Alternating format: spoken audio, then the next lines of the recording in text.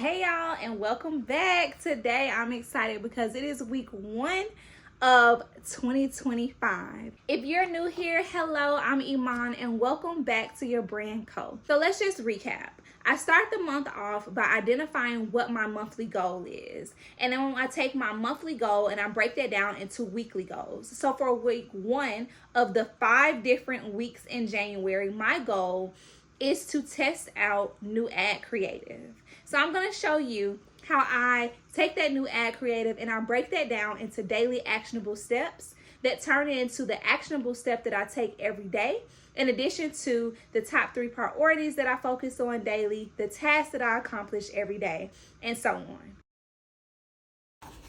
My big focus for week 1 is testing new ad creative. This is the first step towards my January goal of selling 120 planner bundles. By the end of the week, I'll have tested 3 ad creatives to see which one performs best, and I'll use that data to refine my strategy for next week.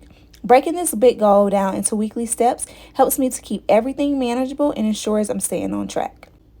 I broke that weekly goal down into 7 daily actionable steps, which I assigned for every day of the week from Sunday until Saturday.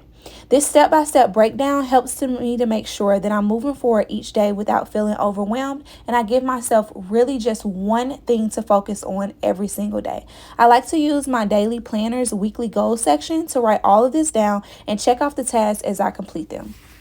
It's also important for me to schedule non-work priorities like downtime and personal tasks.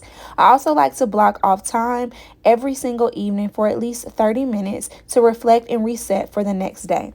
I schedule self-care every single week to help me.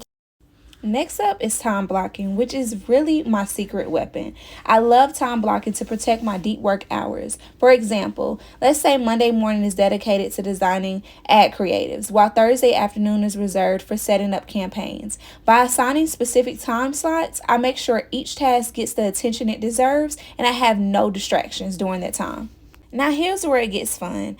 To hit my goal, which for the month is to sell 120 planner bundles, I've broken it down into a daily sales target. So instance, for week 1, my goal is to sell 30 bundles, which means about 4 to 5 bundles per day. So I have gone into every single day in my planner for the first week and wrote down what my daily sales are, and then I go back at the end of the day to actually write down what my goals were. By tracking daily sales, it helps me to hold myself accountable, and then it allows me to adjust my strategy if I need to. Thank you so much for planning week 1 of 2025 with me. I'm excited to see what we achieve this week. And if you're interested, be sure to come back next week to see what my results are. So I wonder, what's your goal for week 1? Let me know in the comments and let me know if you need any help breaking it down into daily actionable steps. And if you enjoyed what you learned today about how I plan my weeks, then you'll definitely enjoy this video right here. And when you pair what you learned today with this video here, you will have a successful 2025.